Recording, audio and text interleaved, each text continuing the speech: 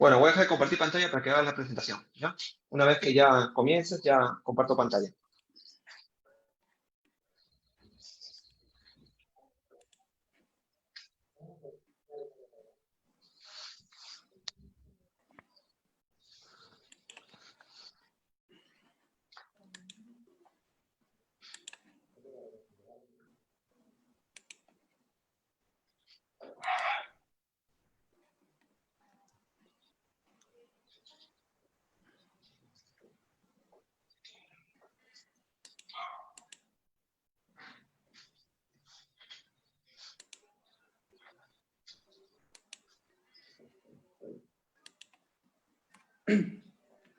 Iniciamos, doctor. Muy bien. Muy buenas noches. El ilustre Colegio de Abogados de Tacna, representado por el magíster Jorge Luis Sosa Quispe, les dan la más cordial bienvenida al curso especializado de oralidad en el proceso civil, a realizarse del 19 al 27 de agosto del 2020, con una estructura de 8 sesiones, conforme al plan de actividades académicas del ilustre Colegio de Abogados de Tacna 2020, misma que inicia sus inscripciones para el curso virtual denominado Curso Especializado en Oralidad en el Proceso Civil, a realizarse en el mes de agosto. Las inscripciones para este curso, que es organizado por el ilustre Colegio de Abogados, que es presidido por el magíster Jorge Luis Sosa Quispe, estarán abiertos hasta el 24 de agosto del 2020. La actividad contará con destacados ponentes como es el doctor Carlos Manuel Valdivia Rodríguez, el doctor Fornina Manco Córdoba, el doctor Alexander Rioja Bermúdez, el doctor Omar Sumaria Benavente, el doctor Ricardo Moreno Cance, así como también al doctor Johan Kesnay Causol, y finalmente quien nos acompañará el doctor Luis Alfaro Valverde, destacados docentes en materia civil y un selecto grupo de académicos que están viniendo tratando a lo largo de este país el tema de la oralidad del proceso civil.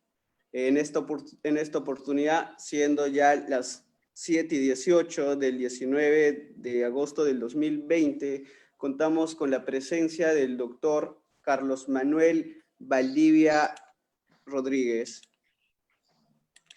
El doctor Carlos Manuel Valdivia Rodríguez es maestro en Derecho Constitucional y es abogado cuenta con maestría en Derecho Procesal por la Universidad Nacional de Rosario, Argentina, maestría en Derecho Civil y Comercial, cuenta con doctorado por la Universidad Mayor de San Marcos, conferencista a nivel nacional y autor de diversos artículos en revistas especializadas, profesor de posgrado y FES especializado civil de la Corte de Justicia de Ayacucho. El doctor Carlos Manuel Valdivia tendrá a cargo el módulo 1 con el tema Aspectos generales y ejes relevantes de la oralidad en el proceso civil. Doctor Carlos Manuel, bienvenido a Tacna.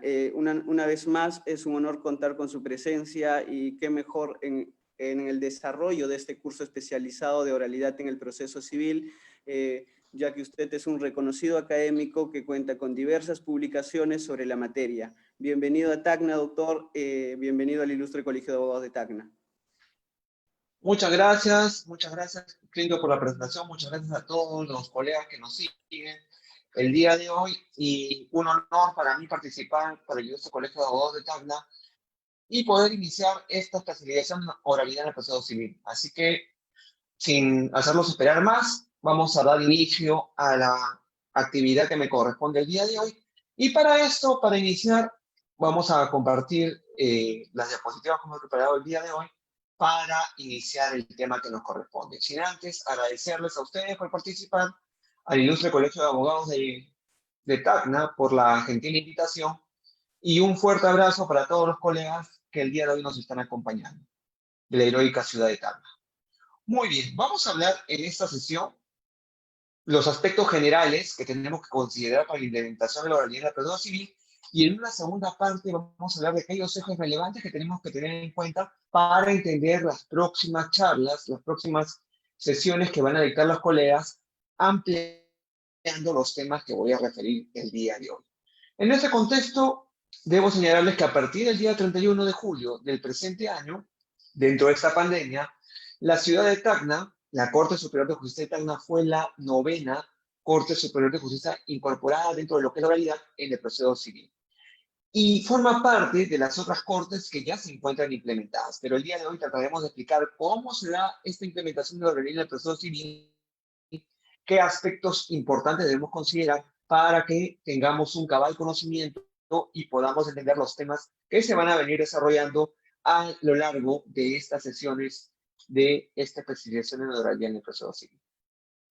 Muy bien, en relación a lo que son las reformas procesales, ¿qué tengo que referirles? Toda esta corriente de nuevamente mirada a la oralidad que viene desde inicios de 1900 con Chovenda, el cual en su tesis para obtener el título de abogado, preparó una tesis denominada lo que es la implementación de la oralidad. Pero, sin embargo, todo este aspecto, todas estas posturas de Chovenda fueron conocidas recién a partir del año de 1925 con las publicaciones que comenzaron a hacerse en la Universidad Nacional de Buenos Aires, en la UBA, la cual trajo como consideración que se conocieran esas opiniones, esa posición de Chovenda de que exista un proceso civil netamente oral. Sin embargo, esto fue rechazado inicialmente, se consideró que un proceso oral no era el idóneo porque no generaba esa certeza, no generaba esa seguridad jurídica, y esa oralidad, por otro lado, traía como consecuencia de que tengamos que observar un proceso mayormente que no preste mayor seguridad jurídica. Pero ¿de dónde proviene todo esto? Toda esta mirada nuevamente se comenzó a dar hacia el modelo que propuso el Instituto Iberoamericano de Derecho Procesal en el año de 1988 con el proyecto del modelo del Código Procesal Civil para Iberoamérica. ¿Y qué trajo como consecuencia a ello? Trajo como consecuencia de que nuevamente pensemos en un proceso civil oral por audiencias. Asimismo, después de ese proyecto del modelo del Código Procesal Civil para Iberoamérica de 1988, Uruguay propugnó esto y lo incorporó en su legislación a través del Código General del Proceso de 1989, modificado el año 2013. Posteriormente, países como España, con el Código de Enjuiciamiento Español del año 2000, Costa Rica, Colombia, también con su Código General del Proceso, y Ecuador incorporaron la oralidad. Pero, sin embargo, países como Argentina, México y Perú se sirvieron del apoyo que les brindó CEJA a través de la capacitación, a través de todo aquel aspecto de incorporar a nuestros países en base a lo que ya existía un modelo oral. Y en este contexto fue de que en nuestro país eso no es nuevo, porque todas estas reformas en América Latina han ido repercutiendo en diversos países de Latinoamérica, como lo hemos visto. Pero en nuestro país, no, esto no es nuevo. Se inició con el Código Procesal Penal, que trajo un sistema de corte adversarial. Estamos hablando de la Ley Procesal de Trabajo, que contempla netamente la oralidad.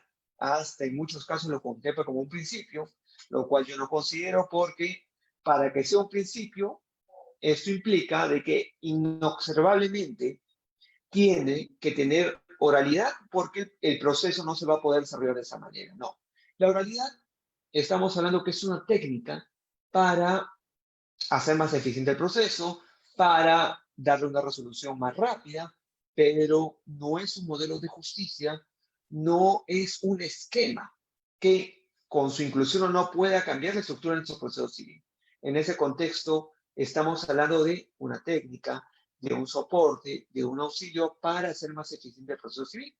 Y esto viene contenido, como lo podemos ver en la diapositiva, dentro de lo que es el proyecto del nuevo Código Procesal Civil, que fue dado a conocer en el mes de marzo del año 2018 a través de la resolución ministerial 070-2018-2. ¿Y esto qué trae como consecuencia, colega?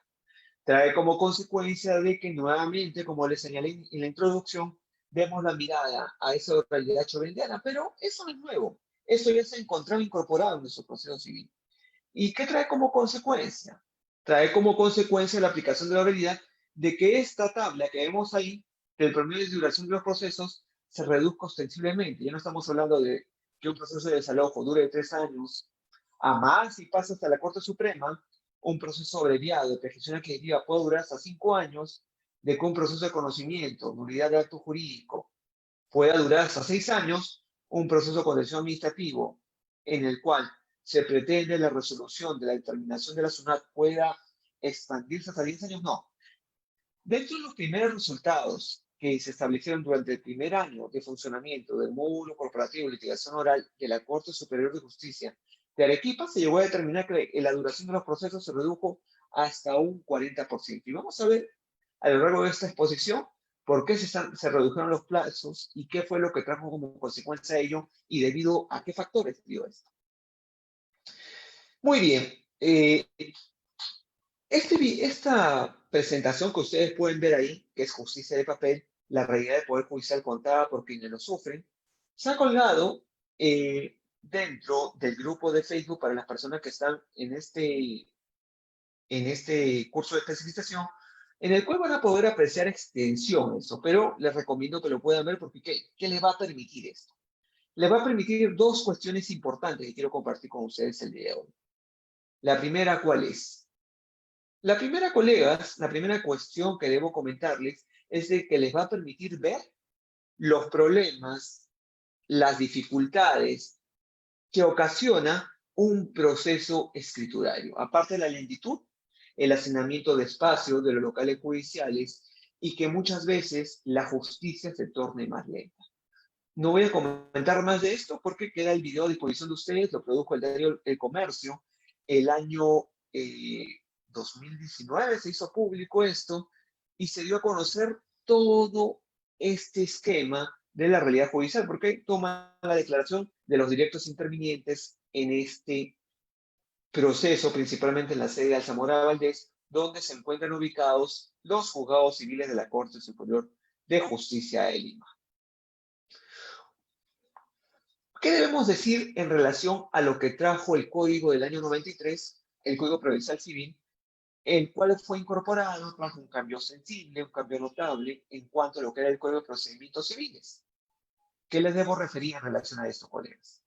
De que por un lado, estamos hablando de que este código tenía cosas positivas, como era, por un lado, la intención de oralizar el proceso a través de una audiencia de conciliación, una audiencia de sanamiento y de pruebas, pero que finalmente fue desvirtuado, finalmente no se dio, finalmente acabó en un aspecto el cual, debo señalarles, colegas, de que fue desvirtuado. ¿Desvirtuado por qué? Desvirtuado por los usos y costumbres de todos los operadores judiciales, abogados, jueces y todos. ¿Por qué? Porque finalmente el espacio de la oralidad que contemplaba el Código Procesal Civil fue desvirtuado. ¿En qué sentido, colegas? Fue desvirtuado en el sentido en el cual el proceso civil, por un lado, era tan solo la audiencia un aspecto formal el cual derivó y el cual hizo ¿qué? El cual hizo que se considerara la audiencia como un documento más que tenía que completar el expediente. ¿Por qué? Porque la audiencia se desarrollaba en torno a un acta previamente redactada en la cual hacía el pregón al secretario y después pedían los documentos de los intervinientes y después de 30 minutos hacía ingresar a las partes para que suscriban el acta ya redactada. El juez no practicaba la inmediación, no había ese diálogo con las partes y esto se volvía a un papel más del expediente. Sin indicar lo que podemos ver en el segundo punto, la resolución de todas las incidencias del proceso en la audiencia, que esto no se daba, sino muchas veces el juez, si había una excepción, decía, dado que tengo otra audiencia programada, me reservaré para reservarlo fuera de la audiencia. Y así giraba esto en ese sentido.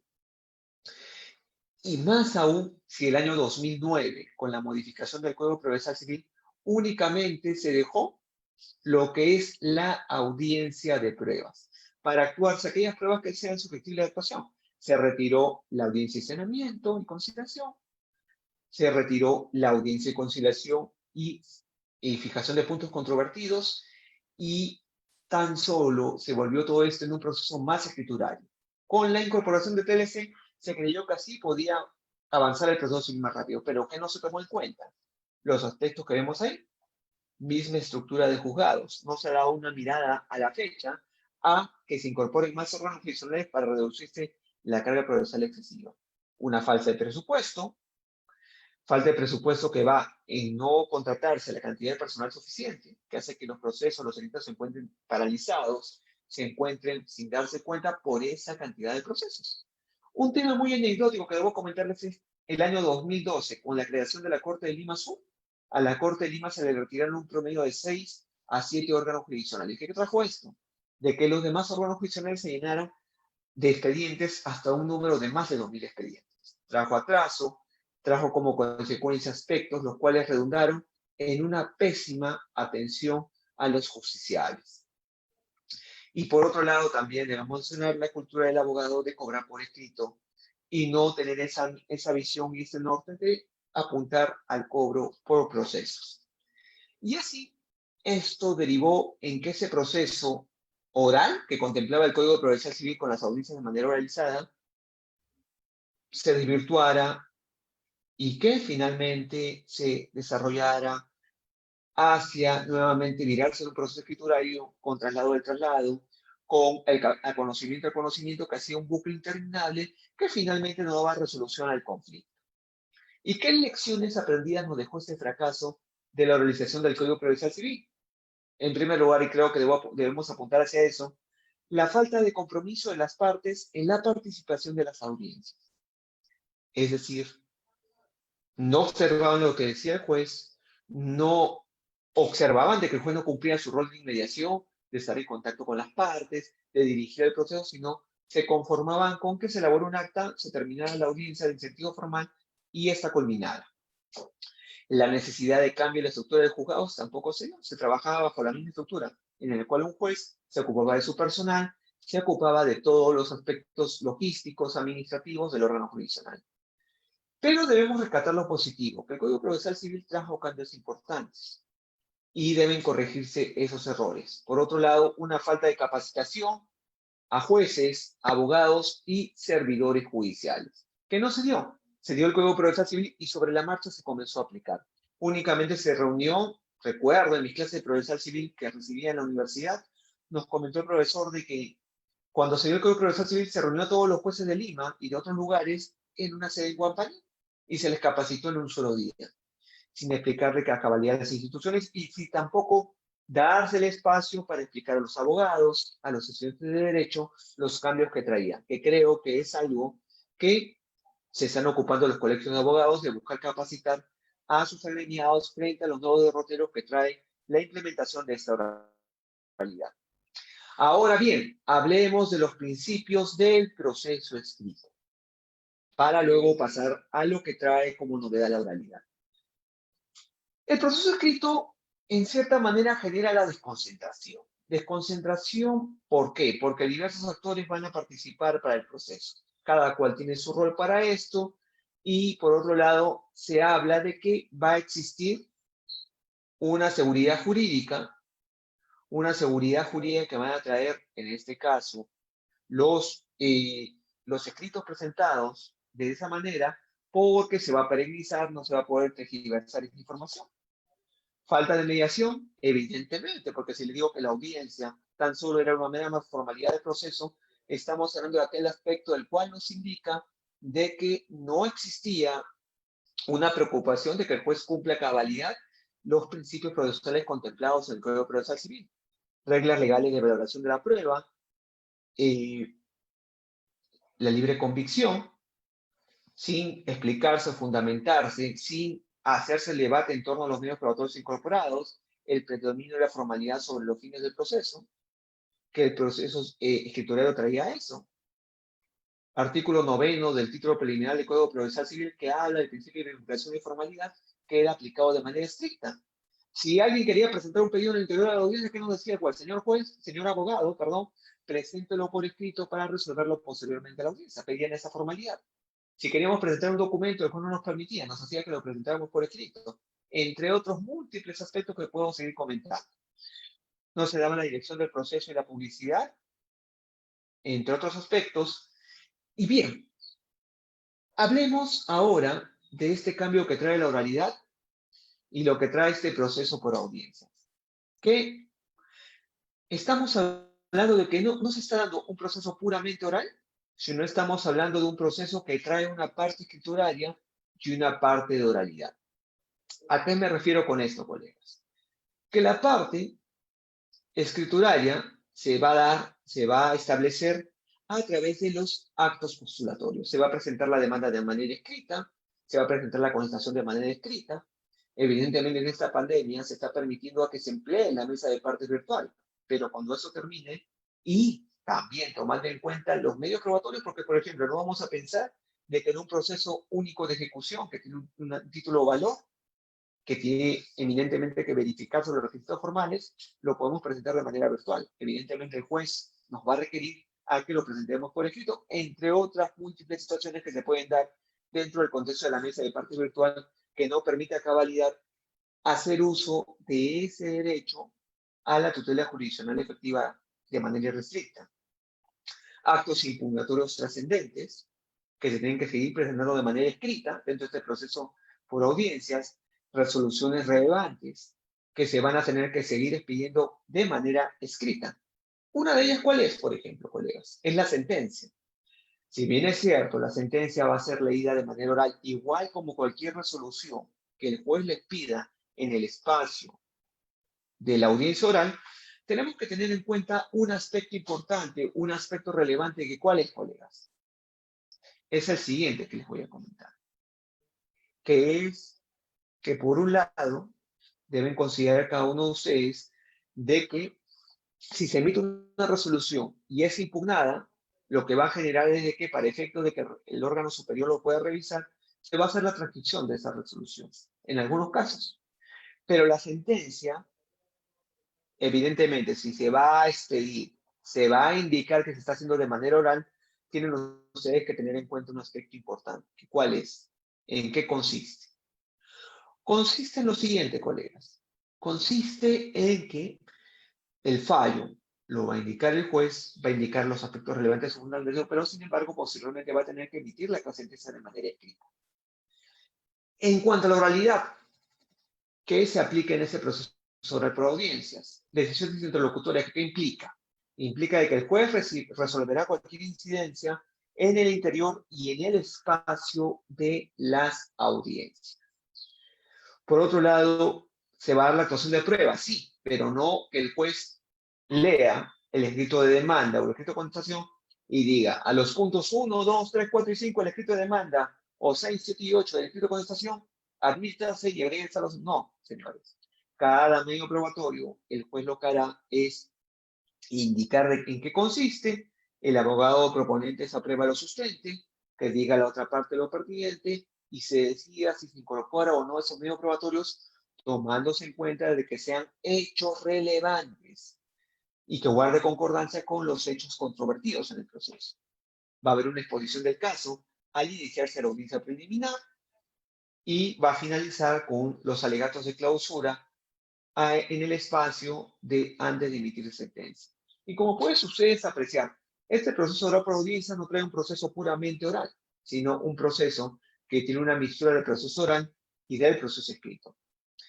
Y en ese sentido, este proceso por audiencias, como les he venido diciendo, va a combinar aspectos, tanto el procedimiento escrito con el oral, presentando así una mixtura entre lo que es la escrituralidad y la oralidad. Y tiene sentido en tanto permita la realización de los demás valores en los que se inspira este cambio, porque evidentemente, colegas, es un cambio de paradigma, es un cambio de la manera de pensar, de la manera de ver el proceso y de la manera como vamos a hacer nuestra labor en adelante. Ahora bien, refirámonos a las características de este proceso oral por audiencias, que en primer lugar lleva a la concentración de los actos.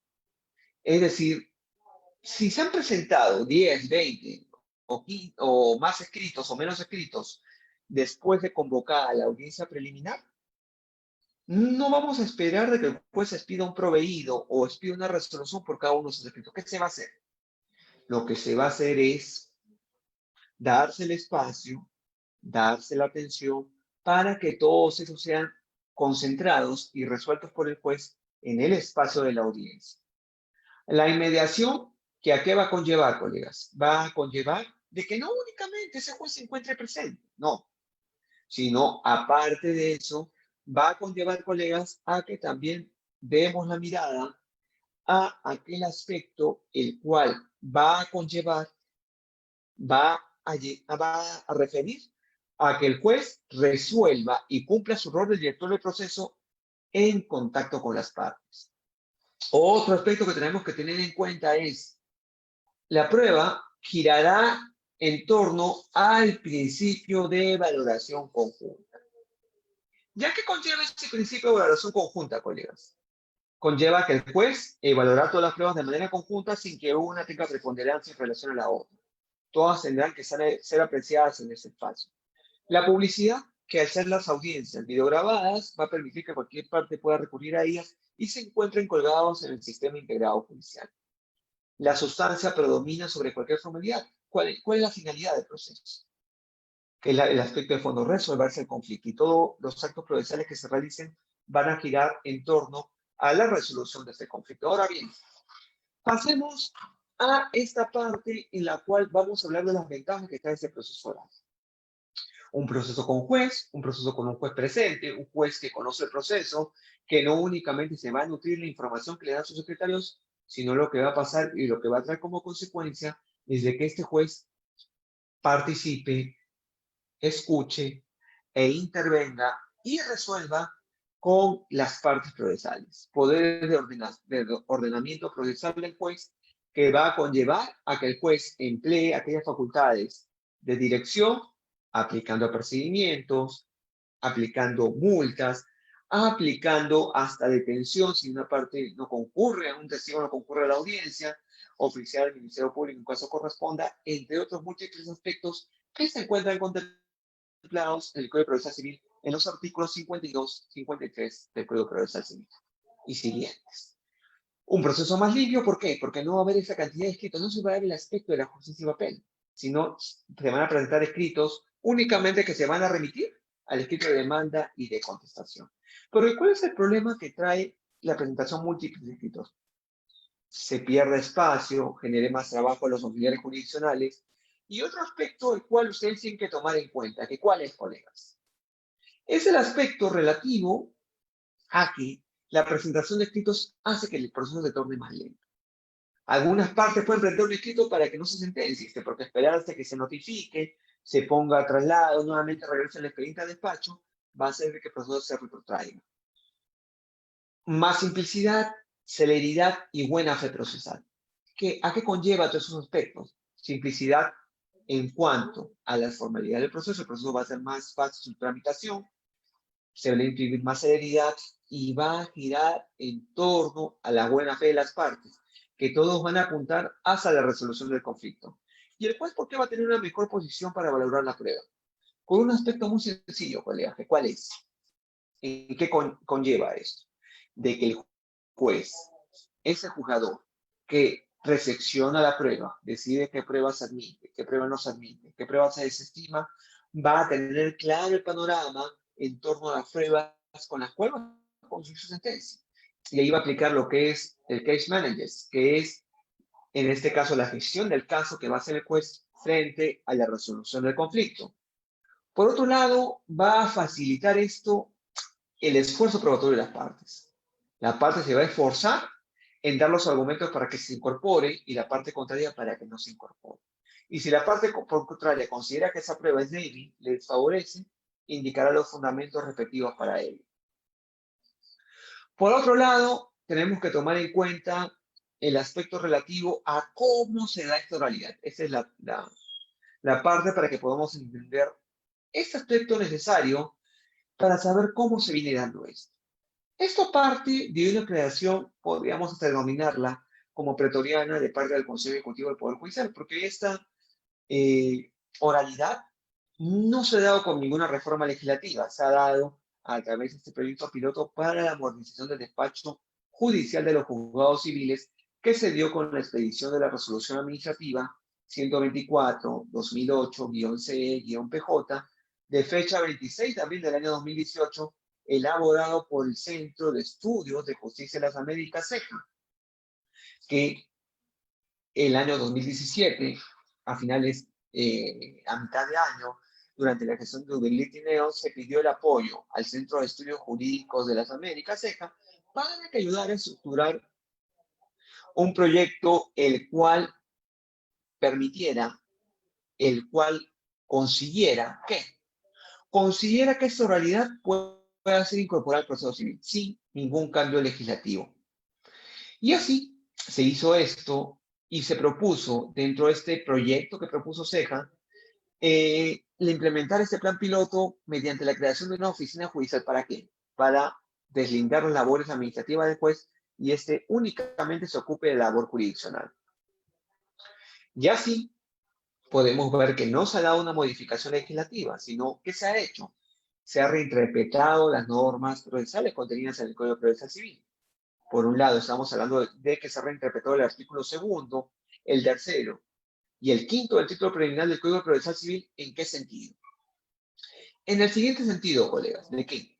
De que se ha reinterpretado ese principio de dirección, ese principio de celeridad y de economía procesal para hacerse y establecerse un protocolo que haga el proceso civil más célere, más efectivo, que genere economía procesal y en el que el juez a cabalidad cumpla su rol de director del proceso. Y se ha instaurado una audiencia preliminar y de esclarecimiento de los hechos en los procesos de conocimiento abreviados. ¿De qué manera? De la manera siguiente, que es reinterpretándose el artículo 50, inciso primero, y 51, inciso segundo del Código Procesal Civil. ¿Y en qué sentido?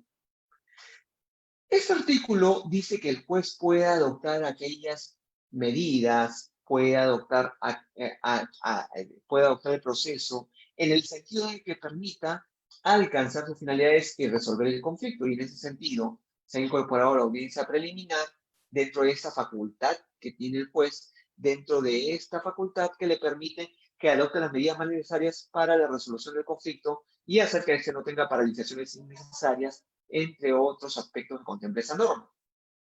Y también se ha aprovechado la modificatoria vigente desde el 10 de febrero del 2015 del Código Procesal Civil, que modificó el artículo 204 y señaló que las audiencias de pruebas tienen que ser grabadas en audio y video.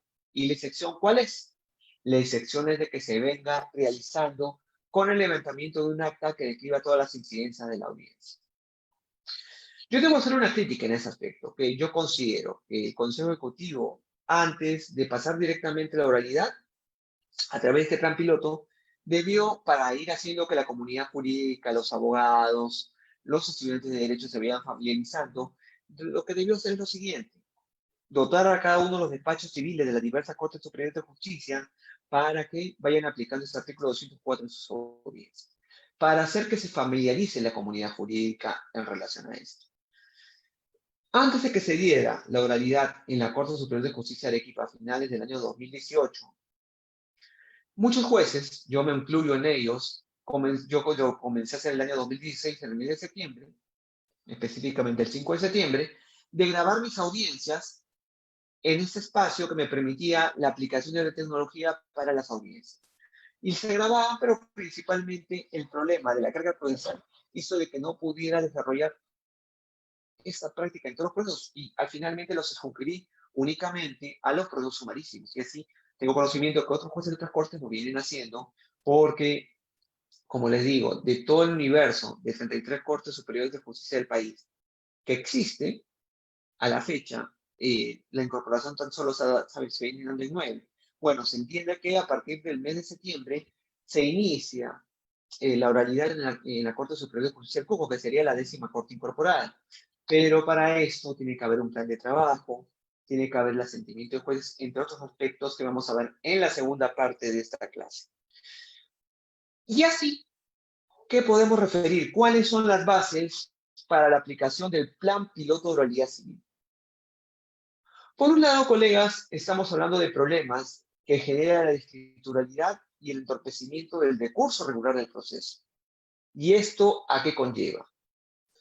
Conlleva, por un lado, de que tenemos que tomar en cuenta de que todos los problemas que les he referido de la escrituralidad de un proceso netamente escrito hace que el proceso se torne más lento, hace que el proceso demore más los plazos para la expedición de la sentencia y por razón de atención oportuna ese justiciable que espera una respuesta del órgano jurisdiccional, entre otros múltiples problemas que se pueden presentar por el proceso lento.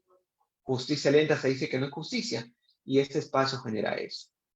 Equipos de apoyo de los juzgados civiles son los que llevan la información al juez y lo alejan del conocimiento directo del proceso. ¿Y por qué? ¿Por qué se da esto, colegas? Porque el juez no toma contacto directo del proceso. El juez toma contacto conforme se van dando los escritos. Y muchas veces la carga procesal hace eso, de que el juez muchas veces el acta elaborada y sobre la marcha, por la carga procesal que tiene, desarrolla la audiencia. Otro aspecto es que conozca finalmente el proceso a cabalidad para sentenciarse, es decir, no recepcionó cabalmente la prueba, admitió pruebas innecesarias, pruebas que no son relevantes por ese mal endémico que tiene la justicia civil, que es la excesiva carga procesal. Otro aspecto que tenemos que tener en cuenta es el tiempo de demora en la preparación de las audiencias y en la proyección de las resoluciones y calificación de las demandas nuevas.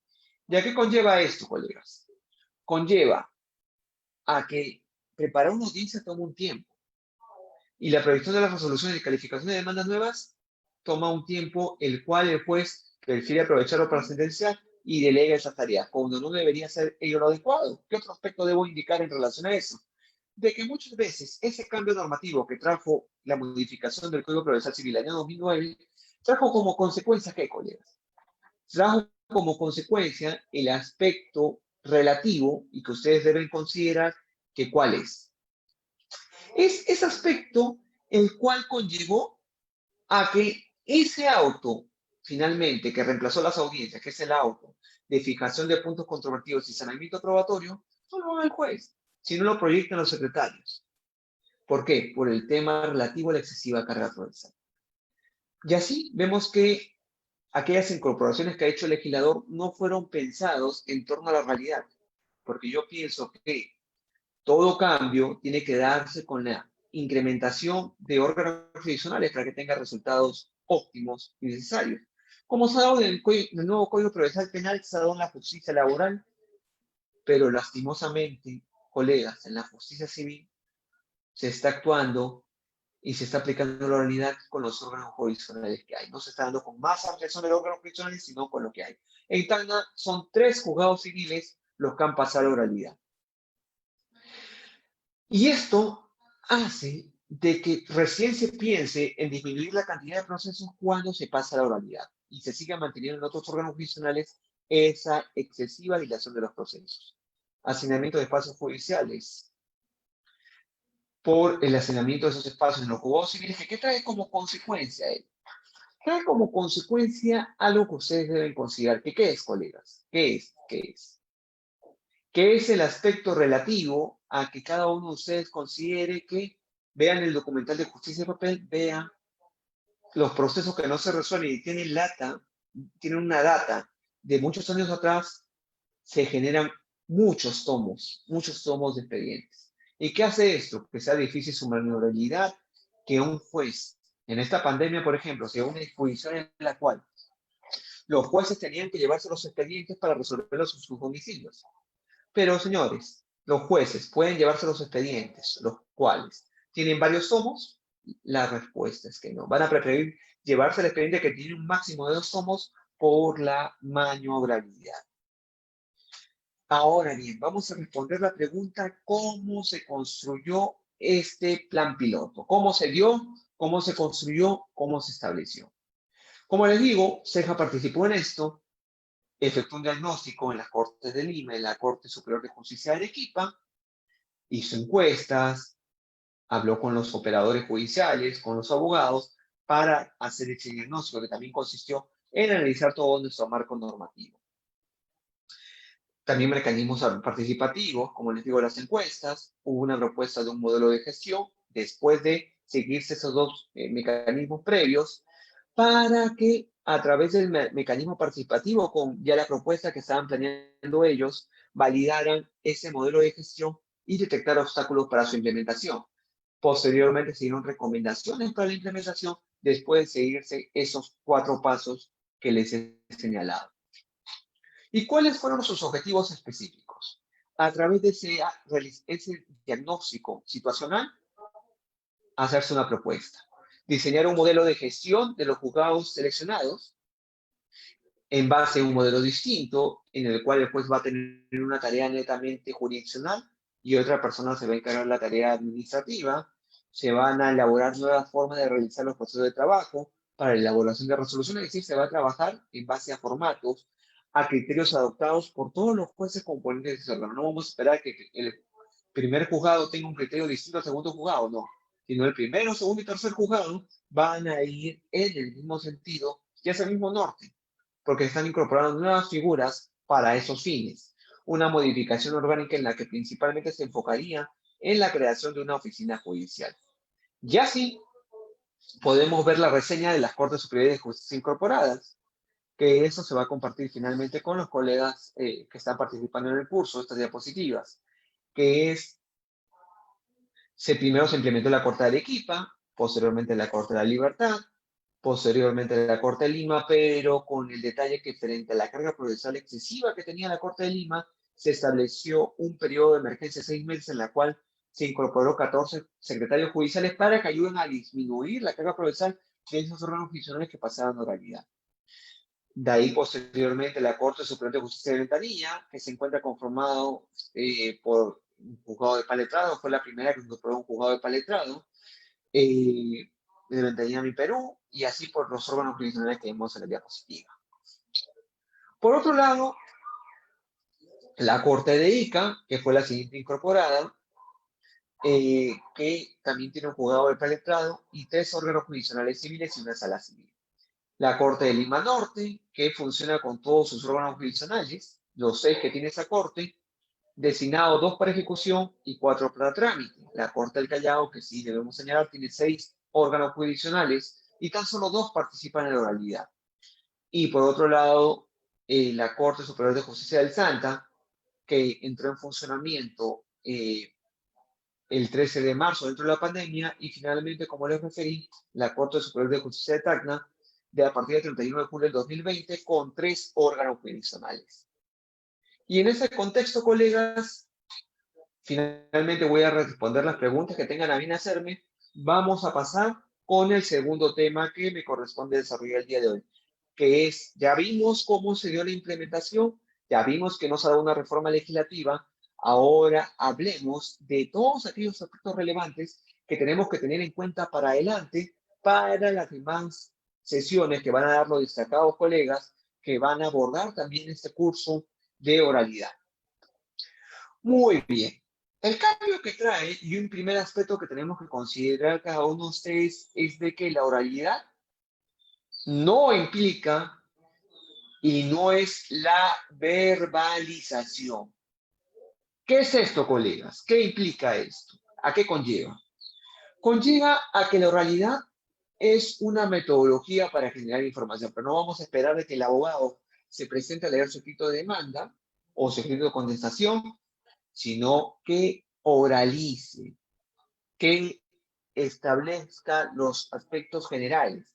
Por eso se habla, ya lo vamos a hablar con detenimiento cuando haga la clase, en relación a lo que es la teoría del caso y el ofrecimiento de pruebas en esta oralidad, pero lo que les puedo anticipar es de que todo va a girar con el conocimiento cabal que tenemos que tener del proceso en el cual estamos participando. Ya no va a haber espacio para que leamos, porque el juez nos va a decir, señor abogado, por favor, oralice, diga las ideas principales sin leer los documentos.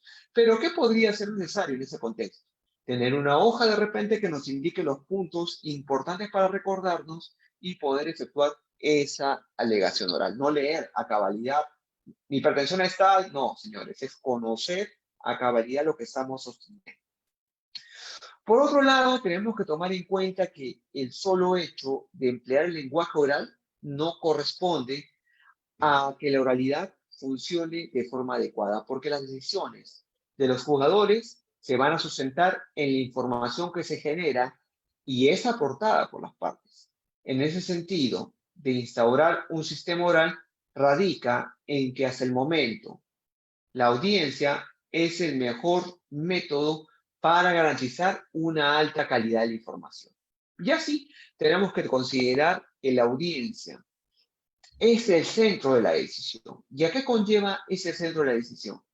Que cualquier decisión que implique un grado de controversia, un desacuerdo en cuanto a lo que debe decidirse entre dos partes del litigio, debe ser resuelta por parte de un juez imparcial, en un espacio que permita reunir a los interesados frente a sí, es decir, demandante, abogado de la parte demandante con el abogado de la parte demandada para que resuelvan y expongan sus posiciones, para que finalmente, después de escuchar a ellos en cuanto a lo que resuelvan, me refiero a sus posiciones de cada uno, se tome una decisión de manera inmediata y decidiendo sobre la base de lo que conoció y lo que se discutió en ese espacio. Lo que no se introdució en ese espacio no va a ser materia de pronunciamiento por parte del juez. Y así, la audiencia, como centro de la decisión, va a constituirse en un desafío mayor.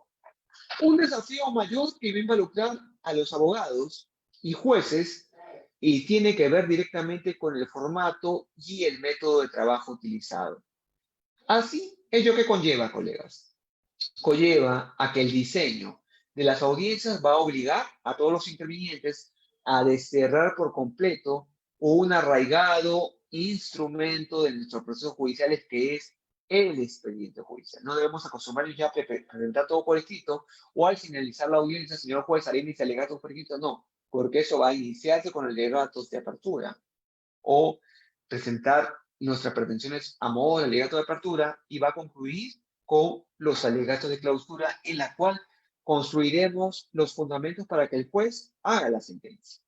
Y así, en este contexto, la oralidad en materia civil no va a implicar la desaparición del papel de determinadas presentaciones escritas, demanda, contestación, prueba, propuesta por escrito, sino va a cambiar ese eje en la atención del proceso porque se va a tomar importancia a lo que se debate en el interior de las audiencias. Desde lo jurisdiccional, la importancia central se encuentra en lo que se presenta en la audiencia y se resuelve en ese marco y no los antecedentes escritos. Desde el punto de vista del litigante, la importancia está en la persuasión y la solidez de la presentación de sus argumentos orales, no así en la extensión y la cantidad de citas insertas en cada uno de los escritos. Por eso, en esa oralidad va a cambiar esa visión y los escritos tienen que ser prácticos, tienen que ir a lo concreto, a lo preciso que pretendamos que el juez atienda y que pretendamos que se pueda dar atención en ese espacio. Así también, colegas, las audiencias como centro de la decisión, ¿qué más va a conllevar? A que la audiencia, como reiterando un poco lo que he referido, no es una verbalización, no es que teatralicemos como algún abogado en el ámbito penal que tiró un papel o tiró un vaso o lo que fuera para llamar la atención del juez. Acá no se da ese espacio. ¿Por qué? Porque principalmente no estamos en un sistema en el cual, señores, estamos ante un jurado, ante personas las cuales tenemos que convencer, sino ante únicamente el juez que es abogado, el cual conoce las normas. Y yo pienso, desde mi mirada, mi visión de juez, de que lo principal es conocer el caso para que ese juez adopte nuestra posición. Porque el juez va a aplicar la norma que corresponde, pero lo principal que va a querer es la colaboración de las partes en presentar de manera concreta, clara y precisa esos fundamentos. La confirmación de una decisión previa, lo que yo he sostenido en la demanda y la contestación, lo voy a confirmar en el espacio de la audiencia. No es un espacio tampoco para dar lectura a los escritos de modo alguno, ya lo dije. Tampoco vamos a esperar que sea una clase magistral de los litigantes o de la autoridad judicial en ese contexto. Únicamente ceñirse a lo concreto y a lo que es la resolución del caso. Y así, la audiencia oral se constituirá en un mecanismo eficiente para depurar toda la información con la que se va a tomar decisiones de gran relevancia en el proceso. Y este proceso de depuración de la información es el criterio que va a gobernar la producción de la prueba en los sistemas reformados. Va a haber una mejor forma de depurar la información, dado que todas las versiones que contengan información pueden ser objeto de cuestionamientos severos por parte de aquel a quien perjudica. Es decir, aquella información que no es relevante será desestimada simplemente en el espacio de las audiencias, y si se encuentra contenido en pruebas, tampoco esas pruebas serán actuadas. Y ahí podemos ver este espacio que trae la oralidad. Se va a iniciar con discursos de apertura, producción de prueba, alegato de clausura y finalmente la decisión que emite el juez después de escuchar a los abogados de ambas partes en estos tres escenarios.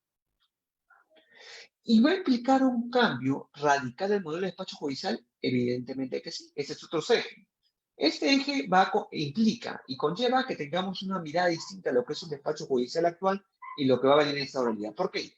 Porque en el modelo antiguo que tienen las cortes y los juzgados que no siguen la oralidad, estamos hablando de un juez con funciones administrativas y jurisdiccionales, que se vuelven una suerte de juzgados unipersonales, en el cual el juez va a decidir en torno al personal, el juez va a decidir en torno a aspectos relativos y administrativos del juzgado que, en cierta manera, hacen que pierda tiempo en esos espacios. Y va a traer como consecuencia un nuevo modelo en un juez con funciones jurisdiccionales y un administrador para las labores administrativas. Es decir, al juez se le va a hacer que se circunscriba únicamente a su labor jurisdiccional. Y este cambio de modelo de despacho, ¿qué va a traer como consecuencia? Una profesionalización de la administración. ¿Por qué? Porque cada uno tiene su espacio de trabajo que va a desarrollar. Cada uno tiene sus funciones plenamente delimitadas. Y en este espacio se va a aprovechar la economía a gran escala. ¿Por qué? Porque no se van a repetir actos procesales, porque cada uno va a tratar de maximizar el tiempo y se va a privilegiar la flexibilidad procesal frente a cualquier formalidad que pueda existir. Va a haber un seguimiento del proceso a través de información real, información que van a brindar las partes. Se va a diferenciar la labor administrativa de la jurisdiccional, entre otros múltiples aspectos, colegas, que se van a dar en este espacio. Y así, cada uno de ustedes tiene que considerar estos cuatro ejes, y esa es la explicación por la cual ustedes han podido ver cuando les indiqué cada una de las Cortes Superiores de Justicia que no todos los órganos jurisdiccionales de una corte se incorporan en la oralidad. ¿Por qué? Porque en primer lugar se va a requerir ese asentimiento voluntario de cada uno de los jueces. Si un juez no se encuentra de acuerdo, sencillamente no se incorpora a la oralidad. No se le puede obligar. ¿Por qué? Porque no existe una reforma legislativa que regule este mecanismo contemplado dentro del protocolo, y se va a realizar la reinterpretación de cada una de las normas que les presenté anteriormente. ¿Y esto qué va a traer como consecuencia?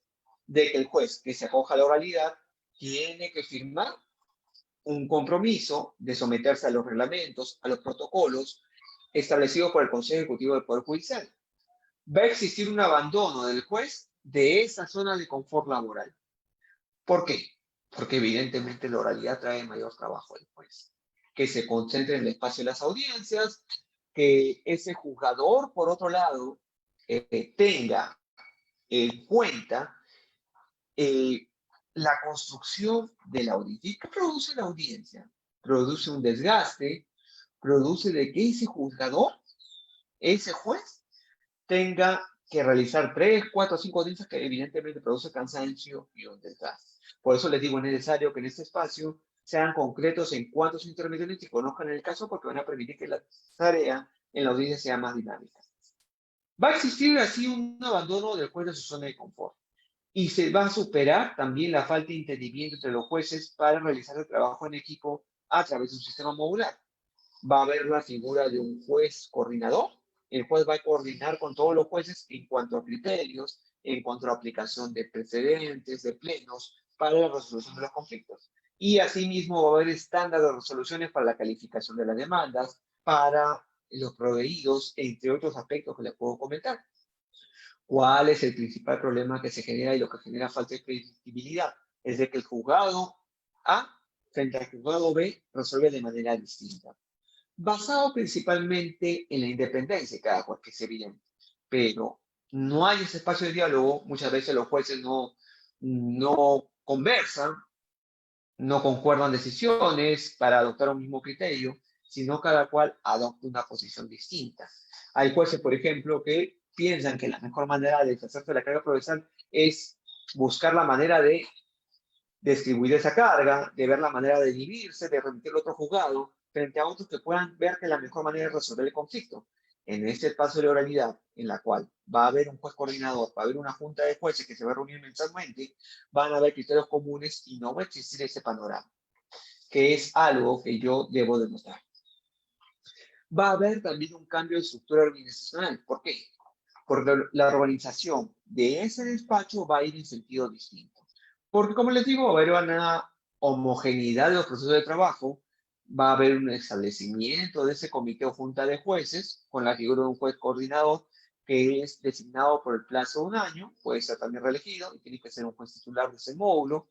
Va a haber separación de las estructuras encargadas de la administración.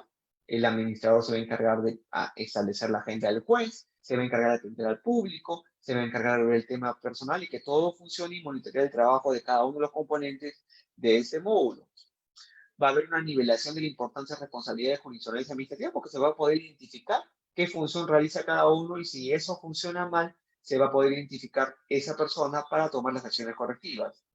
Va a haber un aumento en las actividades administrativas y responsabilidades de la gestión de los casos, y no solo a lo referente a la administración de los recursos materiales, ejemplo, insumos de papelería, tecnológicos informáticos, temas logísticos u otros tipos de apoyo o diligencias para generar oficios o la gestión institucional. Es decir, claramente el juez se va a dedicar a la labor jurisdiccional, el establecimiento juzgado para ejecución de sentencias y para trámite. Los de trámite van a practicar la oralidad.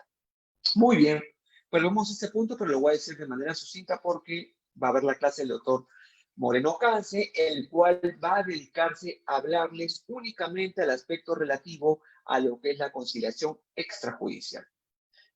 A la conciliación judicial, porque se va a volver a realizar la conciliación en ese escenario. Y aquí, en esta oralidad, no se está quitando el requisito de que haya la conciliación previa, va a seguir, pero también se va a practicar la etapa de conciliación en el interior de la audiencia preliminar. Y así, el juez tiene que tener un conocimiento cabal del proceso. ¿Para efectos de qué? Para efectos de que, después de escuchar a las partes, estamos hablando únicamente de las partes, estas puedan, en ese escenario, permita de que éstas construyan, en este caso, la mejor propuesta después de escuchar ambas partes y conociendo el caso. Pero tenemos que tener un aspecto importante en ese sentido, que el juez debe tener cuidado de no proponer una teoría del caso, sino construir en base a lo que han construido ambas partes, porque si el juez da a entender una determinada posición en un tal o cual sentido, lo que va a generar y lo que va a conllevar es que de ese juez interprete de que puede encontrarse de repente parcializado con una de las partes. Otro aspecto es de que evidentemente el juez va a tener un rol activo que va a conllevar a que la estructura de ese proceso va a girar en torno a la participación activa del juez, quien en estrecha colaboración con cada una de las partes perseguirá en las audiencias orales buscarse los hechos debatidos en el proceso mediante su libre valoración de la veracidad de los hechos. Por otro lado, se va a requerir que el juez, el personal del módulo corporativo y los abogados estudien meticulosamente el caso. ¿Para qué? Para generar cuáles son los hechos verdaderamente controvertidos, cuáles son los elementos probatorios necesarios, los sujetos que deben intervenir para de esa manera optimizarse la forma, el tiempo y condiciones de procesamiento del conflicto. Y así, el rol de los abogados va a tener también un rol activo, porque la pelota se está tirando hacia el alcance de los abogados, porque los abogados van a tener que conocer y estudiar los antecedentes del caso, elaborar su teoría del caso para presentarlo en el proceso, tomando en cuenta la posición de la parte demandante o tomando en cuenta la posición de la parte demandada. Preponderar la conciliación y no dilatar el proceso. Si vemos, porque en ese esquema de conciliación, el juez se encuentra facultado a indicar si existe algún precedente jurisdiccional vinculante frente a la propuesta de fórmula conciliatoria que va a hacer. tienen que asumir un rol protagónico en la audiencia de prueba porque ellos van a ser los encargados de ofrecer las pruebas. Van a tener que preparar su alegato final o conclusiones. Y así también las partes van a tener un rol claramente limitado, que es el compromiso de asistir personalmente a las audiencias y conocer las incidencias de su caso, propender a la conciliación, asumir un rol protagónico en las audiencias, principalmente la preliminar, porque es en la cual se va a admitir la prueba, respetar y cumplir cada una de las decisiones judiciales, que es un aspecto el cual tiene que nuevamente darse la mirada por todas las implicancias que trae como consecuencia él. Y bien, vamos cerrando con este punto, colegas, que es el empleo de un lenguaje judicial claro. ¿Qué trae como consecuencia? Trae como consecuencia de que, como todos sabemos, este lenguaje judicial claro va a buscar integrar, va a buscar transparentar, tiene que ser conciso y accesible de manera real y efectiva para todos. E incluso el año 2018 existió un decreto supremo durante el gobierno de Pedro Pablo Kuczynski, el cual estableció que las resoluciones judiciales tienen que tener un lenguaje claro, no emplearse palabras en latín y si se emplea un término técnico, tiene que tener la traducción o la explicación del cual en un pie de página. Que lo cumplan o no, ese es otro aspecto, pero existe una norma en tal sentido.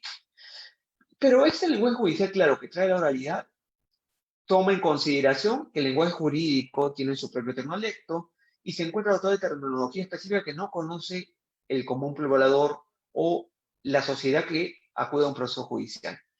Se genera barreras de acceso a la justicia, que hace que las decisiones procesales sean incomprensibles, emplean términos arcaicos, expresiones añejas, ritualismos estereotipados, formas verbales obsoletas y el empleo de lenguas no comunes o lo que se denomina arcaísmo. Y el empleo que tenemos, lo debemos reconocer, el empleo excesivo que tenemos los abogados de alocuciones en latín, sin consignarse su traducción y longitud excesiva entre los puntos y párrafos. ¿Y a qué conlleva esto, colegas? Conlleva a dos aspectos. No se entiende la resolución, tenemos que acudir al abogado, y por otro lado, no hay esa comunicación entre el justiciable y el juez. Y lo que apunta esa realidad es que las resoluciones se expidan en menor tiempo, con mayor eficacia, y se considera que toda esta cita doctrinal de sentencia del Tribunal Constitucional hace que se demore más la expedición de la resolución y hace que no sea comprensible. Y todo eso se quita y hace que el juez únicamente se circunscriba a la resolución del conflicto. Esos son los ejes relevantes que tenemos que considerar y ahí podemos ver, lo voy a compartir en el grupo de Facebook, este video que es de una audiencia del 15 juzgado contencioso administrativo y tributario de Buenos Aires en Argentina del juez Tronfetti, para que podamos apreciar lo siguiente, cómo se debe practicar una oralidad sin muchos recursos, sin muchos aspectos, tan solo es un juez propuesto esto con una cámara que pueda practicar la oralidad. Por otro lado, Argentina, debo comentarles que van a ver en el material que se ha compartido, tiene una situación similar o común a nuestro país. ¿Por qué? Porque no tiene una base legal, se ha hecho en base a una resolución de la Corte Suprema Argentina, de la Nación, la cual ha también aplicado esta oralidad sin reforma legislativa, porque aún no se aprueba el proyecto de reforma del Código Procesal Civil y Comercial de la Nación Argentina y están en similar situación a nosotros. Muy bien, con esto concluyo el tema que me ha correspondido y quedo llano si existe alguna pregunta o alguna duda que quieren que les pueda responder. Por favor, colega, con el mayor gusto lo realizaré. Doctor Carlos Manuel, muchísimas gracias. Vamos a esperar las preguntas, si es que estuviera de Sí, la por parte del favor, si me la público, pueden leer para del poder Facebook. formularla. Muy bien, entonces quedo lleno de las preguntas que me puedan formular.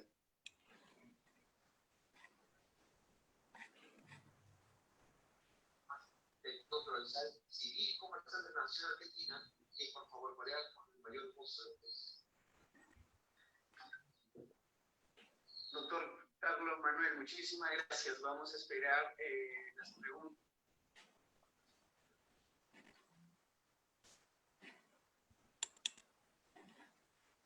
Del Código Procesal Civil y Comercial de la Nación Argentina. Bueno, entonces, si no hay ninguna pregunta, Creo que todo quedó claro o los colegas entendieron a cabalidad lo que les he explicado, pero sin perjuicio de ello, colegas, debo indicarles de que van a poderlo complementar cada uno de ustedes en base a la información que se está compartiendo en el grupo de WhatsApp de los inscritos del curso, en el cual está compartiendo doctrina, se está compartiendo los videos que les he referido de justicia de papel, y este video lo voy a compartir del juez FETI de Argentina para que puedan hacer la comparación y cada uno de ustedes puedan sacar sus conclusiones al respecto de este tema. Entonces, Clinton, ¿hay alguna pregunta? Doctor, al parecer ha sido muy claro y preciso con toda la explicación. Bueno, me quedo entonces, de una hora. Conforme con ello. Sí, les agradezco al Ilustre Colegio de Abogados por la iniciativa de ir dando a conocer a todos sus agremiados en relación a la oralidad que se viene aplicando desde el 31 de julio, como les referí, en la Corte Superior de Justicia de Tacna. Y a todos los colegas, muchas gracias por el tiempo. Ya no los sigo reteniendo más y nuevamente quedo a su disposición para la próxima clase que me va a corresponder para seguir abordando sus temas de la oralidad. Muchísimas gracias, Clinton. Un fuerte abrazo para todos, colegas. Muy buenas noches. Gracias. Doctor Carlos Manuel Valdivia, muchísimas gracias por haber participado en este primer módulo de curso especializado de oralidad en el proceso civil, módulo inaugural, en la cual el Ilustre Colegio de Abogados de Tacna, representado por su decano, el magíster Jorge Luis Sosa Quispe, quien le envía un fuerte abrazo y le hace llegar sus felicitaciones por tan magnífica disertación en estos más de 1 hora y 20 minutos de compartimiento de conocimientos académicos en su especialidad, que es la oralidad civil. Doctor, estamos muy agradecidos con su persona y también invitarles al público que puedan registrarse o puedan asistir al curso que vamos a seguir esta semana, 4 módulos, esta semana y 4 módulos la próxima semana, donde nos acompañarán destacados docentes en la materia, como ya los mencionó el doctor Carlos Manuel Valdivia. Entonces, doctor, muchísimas gracias nuevamente por la participación. Un fuerte abrazo. Muchas gracias igualmente. Un fuerte abrazo para todos y buenas noches. Hasta luego. Buenas noches, doctor.